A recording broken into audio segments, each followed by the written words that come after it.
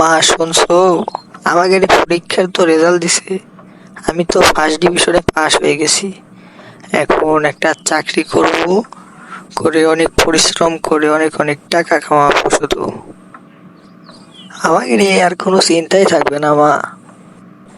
বাবা, এই দেশে ফার্স্ট ডিভিশনে পাশ করেও লাভ নাই রে।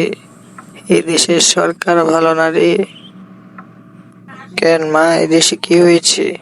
আমার তো মেধা আছে, আমি নিজের জ্ঞানে আমি পরীক্ষা দিয়ে পাশ করেছি।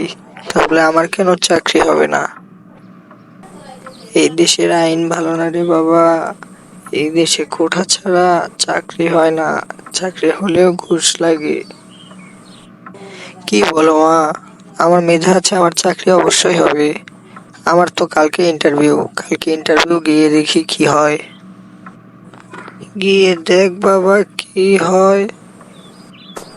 আচ্ছা মা, গিয়ে দেখি কি হয়। আচ্ছা তাহলে উঠি মা। স্যার, আমার চাকরিটা। তোমার সবকিছু তো ঠিক আছে, তোমার কোঠা কি বলো? স্যার, আমার তো কোনো কোঠা নাই। কি বলো, কোঠা নাই? তাহলে তো কিছু খরচাপাতি দিতে হবে, দিতে পারবে? কোঠা না থাকায় খরচাপাতি দিতে হবে কেন স্যার?